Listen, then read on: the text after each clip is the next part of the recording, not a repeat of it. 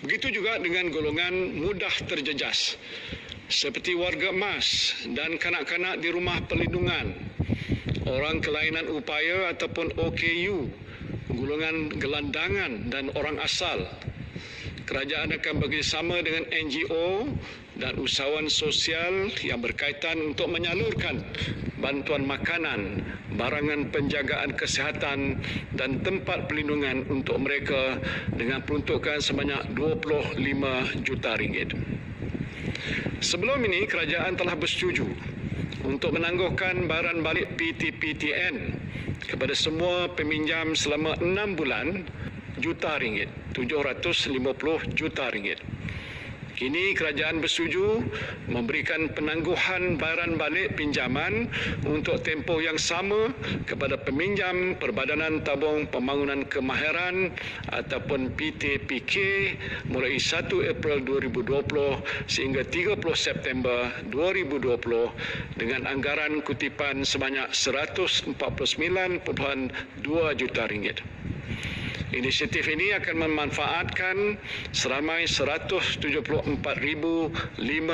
orang peminjam. Pada masa ini, MySalam menyediakan manfaat kepada golongan B40 yang dimasukkan ke hospital kerana jangkitan COVID-19.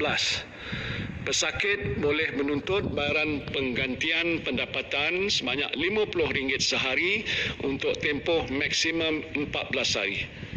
Sebagai tambahan kepada inisiatif ini, sukacita saya mengumumkan bahawa kerajaan bersetuju untuk memanjangkan manfaat ini kepada golongan B40 yang dikuarantin sebagai pesakit di bawah siasatan ataupun PUI. Saya sedar bahawa ada di kalangan saudara-saudari yang menabung untuk simpanan hari tua dalam skim persaraan swasta ataupun PRS. Dalam keadaan yang sukar pada waktu ini, tentulah saudara-saudari memerlukan wang tunai daripada apa jua bentuk simpanan untuk digunakan bagi menampung perbelanjaan harian. Sehubungan itu, kerajaan membenarkan pengeluaran pra-persaraan daripada akaun B skim persaraan swasta sehingga jumlah RM1,500 bagi setiap ahli tanpa sebarang penalti cukai dalam tempoh bulan April sehingga Disember 2020.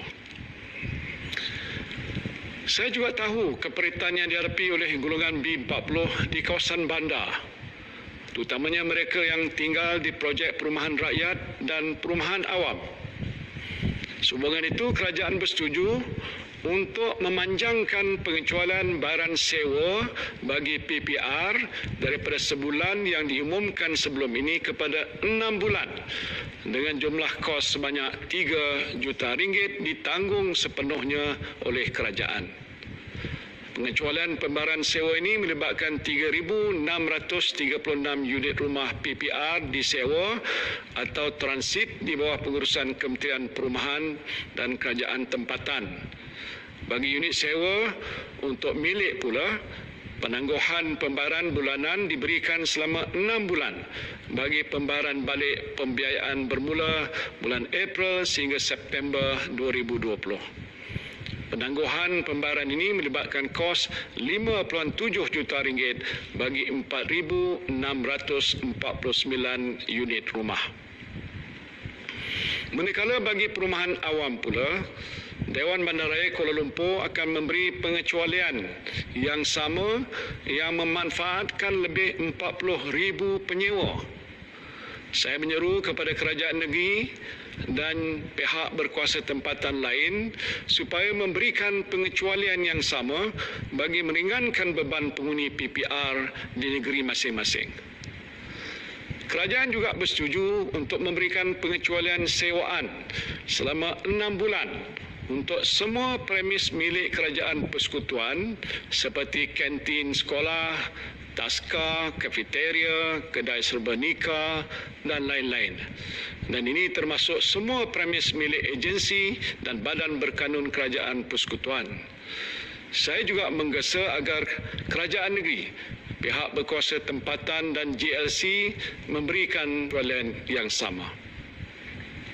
Dalam pakej rangsangan ekonomi RM500 juta bagi tujuan pemberian diskaun 15% ke atas bil elektrik sektor pelancongan dan 2% bagi sektor komersial, industri, pertanian dan isi rumah di semenanjung Malaysia mulai 1 April 2020. Sebagai tambahan, kerajaan bersama Tenaga Nasional Berhad akan menambah peruntukan sebanyak RM530 juta lagi untuk memberikan diskaun berperingkat antara 15% sehingga 50% mengikut penggunaan kadar elektrik dengan had maksimum 600 kW sebulan.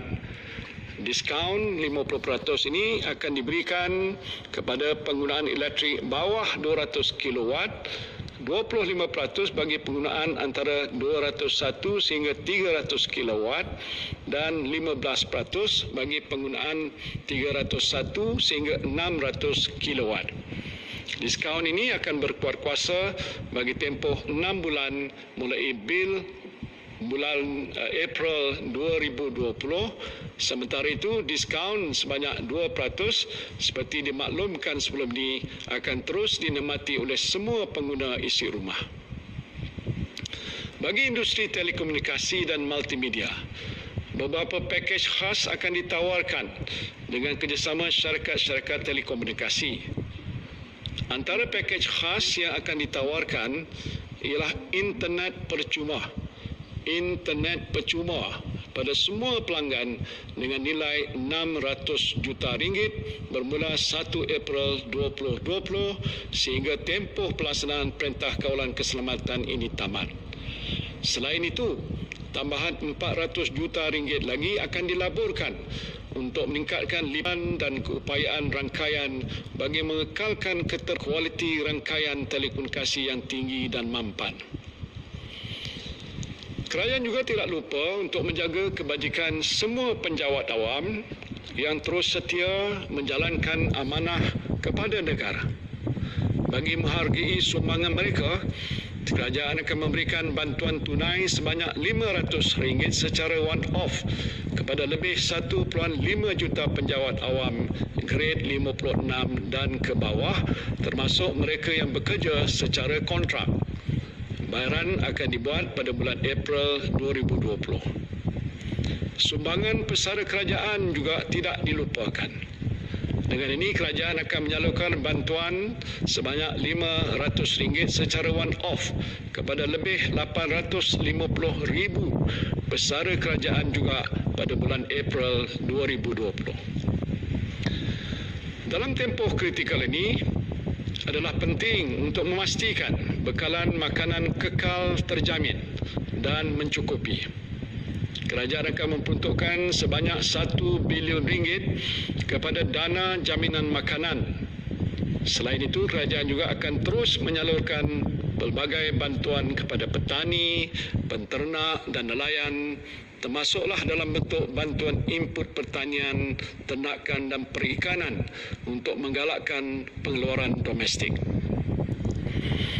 Kerajaan juga akan memperuntukkan sebanyak RM100 juta bagi menyediakan kemudahan infrastruktur tempat penyimpanan dan pengagihan makanan serta program integrasi tanaman. Sebagai langkah tambahan, kerajaan akan menyediakan dana khas antara RM100,000 sehingga RM200,000 kepada setiap pertubuhan peladang kawasan dan pertubuhan nelayan kawasan yang berdaya maju untuk membangunkan projek ini untuk memastikan bekalan makanan terjamin. Langkah ini akan melibatkan peruntukan sebanyak RM64.4 juta.